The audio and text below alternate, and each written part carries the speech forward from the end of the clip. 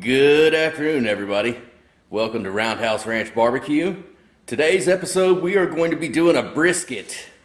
I haven't done a brisket yet on this channel, so I figured today would be a good time to show you guys how I do it.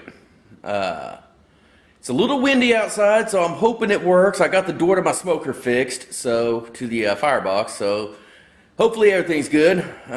We'll give it a shot. But yeah, stick around and I'll show you exactly how I smoke a brisket. Thank you. Alright, y'all. Here we are. Got my 18-pound brisket right here. This thing's a monster. It has not been trimmed to my satisfaction, so I'm going to go ahead and show y'all how I trim a brisket and what I believe that it's supposed to look like when you're done trimming it. On your brisket, you're going to have two different types of fat. You're going to have soft fat, like this right here that I'm poking with the knife, and that's fine to stay on there a little bit. And then you're going to have more very hard fat that I'm poking right here. It's hard fat. It's not going to render down. It's not going to add any flavor or any advantage to the meat when you smoke it. So we're going to go ahead and trim that out. On your brisket, you have two ends. This end, it's basically two muscles. This muscle is called the flat. That's where you're going to get your sliced beef and stuff like that from. This muscle over here, this is called your point. That's going to be where you get your burn ends from. And I'll get more into that later, maybe. But anyway, I'm just going to go ahead and trim off some of this hard fat that is not useful. Just make a trim right down in there. Just make a cut. Going to cut right above this meat. And we're just going to trim this hard, not useful fat away.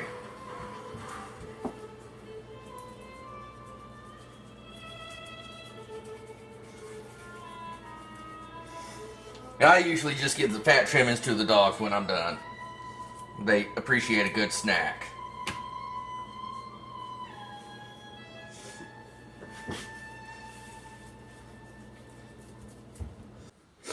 Alright, I've gone ahead and turned over this brisket. I trimmed up the top side of it already. You can see a nice little pile of fat right there. Maybe, no, that's not on the camera, but that's okay. This is what we call the fat cap. We're going to want to leave some of this on here for the flavoring in the meat. But what I like to do is I like to take and find a place to start, trim it down. You can see it's real thick there. Just trim it down till you hit the meat, and then angle up just a little bit. I like to leave about 1/8 to 1/4 inch of fat on there. Just like that. You see, I hit the red in the meat, then I angle it up just a little bit. So I'm going to end up leaving. I don't always trim it myself. Sometimes I'll ask the butcher to trim it up for me, and he usually does a pretty good job, but I didn't have time yesterday when I bought this brisket to have him trim it up. And honestly, I was lucky that I got this brisket to start off with, because we got to the meat market a little bit late, and they didn't have any briskets left. But they had two that were already spoken for, but the lady isn't coming to pick them up until what was tomorrow, but now today. So they went ahead and gave me one of hers. So here I am with the brisket. I hope she got her brisket today. Either way we go, one of us got a brisket. Alright.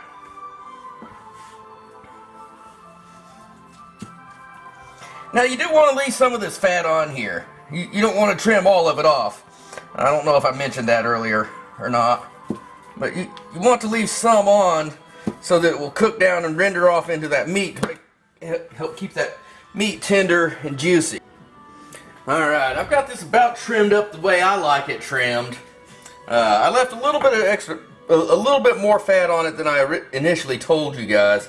And I'll get to why I did that later once we put this on the smoker. I like to use, for my briskets, I like to use the Serendipity Brisket Rub. This is a pretty basic brisket rub, but it's fantastic. It tastes awesome. Of course, you could use any rub you like. Whatever suits your flavor, your taste. You could use whatever you want. Or you could even make your own. The typical rub will have salt, pepper, garlic, maybe some onion powder, some paprika, chili powder. If you like your food hot, you could throw some cayenne in there. Brown sugar is always good in the brisket rub. But I bought this at the same place where I bought the brisket. It's just a Serendipity Brisket Rub. This is good stuff. If y'all get a chance to try this out, give it a shot. It is fantastic. You won't be disappointed. Alright, and the way I rub a brisket is I rub all of it. Top, fat cap, sides, bottom, everything. And I like to take just a little bit of French's, just regular French's classic yellow mustard. Just a little bit. And I will squirt it. I just bought this yesterday, so maybe, yes it does. See, it's got a little thing right here I gotta take off. A little seal. That's, makes for riveting videos right there. And now I got mustard all over my thumb. Okay. It'll squirt out a lot better now, I promise you. I like to squirt just a little bit of mustard on my brisket. Like that. And I'll go ahead and rub that in. And the mustard's not really there for flavor. Yes, it does put a little bit of flavor in it. It does add a little bit, but it's really negligible. All that is I'm going to use that as a binder to hold my rub on. Okay? So you take it, you just rub that, rub-a-dub-dub. Rub that mustard, get it nice and spread out all over this brisket. All over, just rub it on.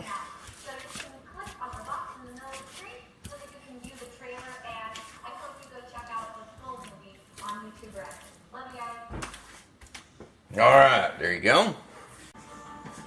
Alright, now that you've got your mustard spread all over that side, you're going to take your brisket rub,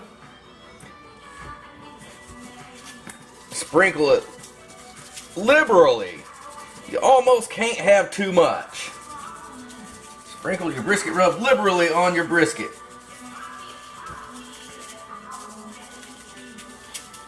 Be sure to get it to where it coats everything.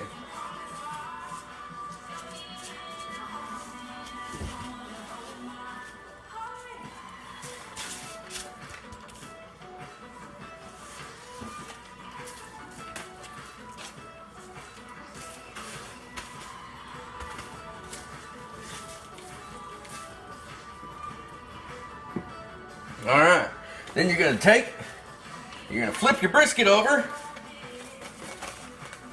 Oh, like I said, it's 18 pounds. Flip it over, then you're going to do the same damn thing. Squirt some mustard on it.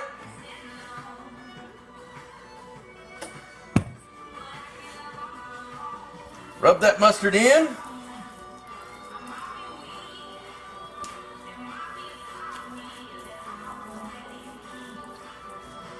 And take your rub. Again, I'm using Serendipity Brisket Rub. Put it liberally all over that brisket. I almost can't use too much. Seriously, guys, I can't stress that.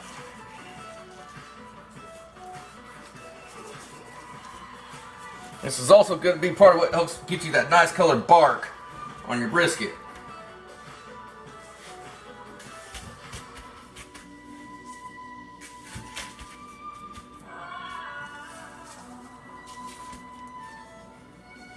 Alright, there we go. Our brisket is ready to go on the fire.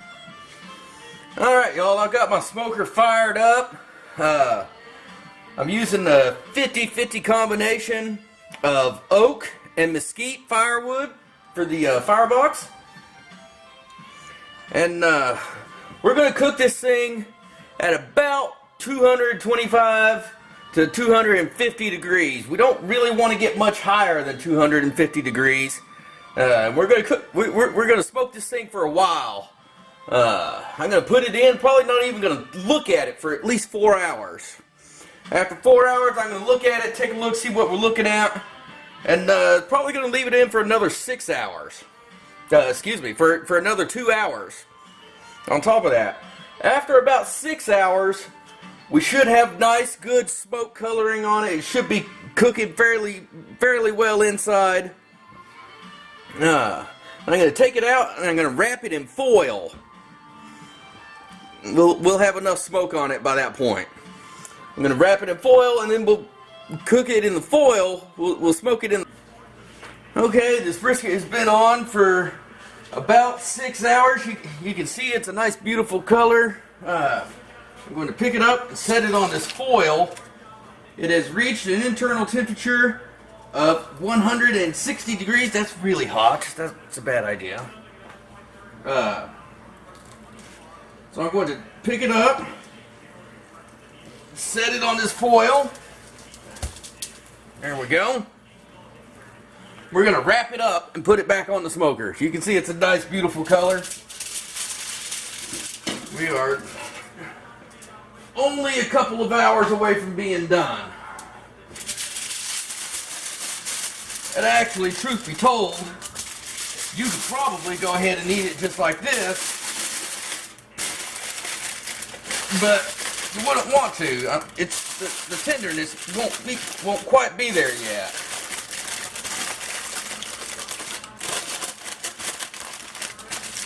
Now you want to wrap it up fairly tightly, and I didn't make my foil pieces big enough.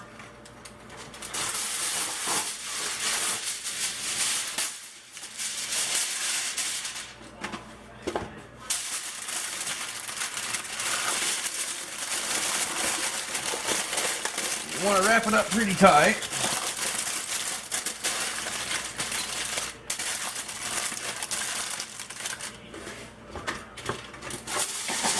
That's going to allow it to cook and achieve a higher internal temperature faster. It's also going to allow all that connective tissue and all that fat to break down real nice. And it helps it just become really, really tender. So we got it wrapped up nice and tight like that. We're going to go ahead and throw it back on the smoker for about another 2-3 hours. Alright, brisket has been on for approximately 9 hours. It's been wrapped up in this foil real tight for about 3.5 hours. And the way I tell if it's done is I take my kitchen meat thermometer and I probe the brisket. The temperature should be around 200, 205, 210 degrees. Okay? However, the temperature is not exactly what we're looking for. When we probe it, we want the initial punch through of the foil, and then we want to stick on into the meat. And what you're looking for is the feel of it. It should feel about comparable to sticking the probe in room temperature butter, which this is. Now, I just pulled this off, so I am now going to take and open this foil.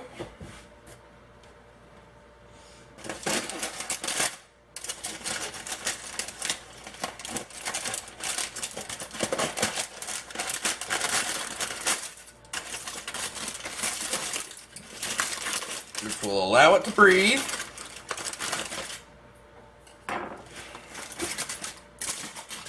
And this will stop the cooking process so that we don't end up with an overly tough brisket.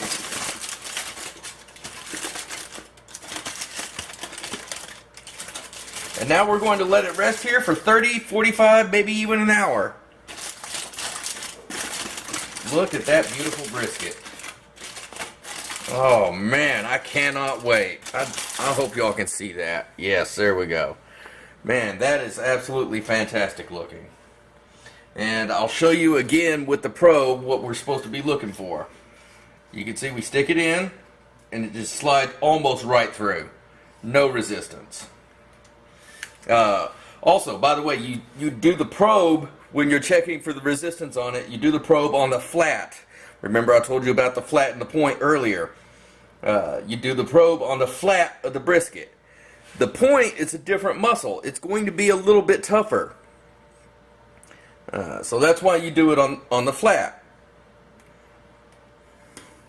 Now, when I am done, in fact I might do this tomorrow, I'm going to go ahead and separate the point from the flat, and then I'm going to take and chop it up into small cubes. I'm going to take and drench those with barbecue sauce, and I'll put them back on the smoker just 15, 20, maybe 30 minutes. Just enough to caramelize the sauce on them, and that's where you get your burn ends from. Alright, anyway guys, this has been another episode of Roundhouse Ranch Barbecue. Yes, this was actually a barbecue recipe that I did today. If you liked the video, hit the thumbs up, hit subscribe, and feel free to leave a comment. Any tips, suggestions, anything you liked or didn't like about the video. Hit the like button, hit the subscribe button, and share the heck out of this video if you like it. Thank you very much. Y'all have a good one. Alright, so I'm back. I signed off before I cut into it and showed you guys what it looked like and how tender it is and smoke ring and all that. But there we are. I have cut into it. It's got a beautiful smoke ring on it. And let me just cut off a little slice here. You can see it's just pull apart tender. So yeah, there you go guys. That's how to properly smoke a brisket. This is absolutely, bar none, the best brisket I've ever smoked. So anyway, look at that. That's gorgeous. Anyway, hit the like button, hit the subscribe button, and tune in for my next videos. Thank you guys for watching. Bye.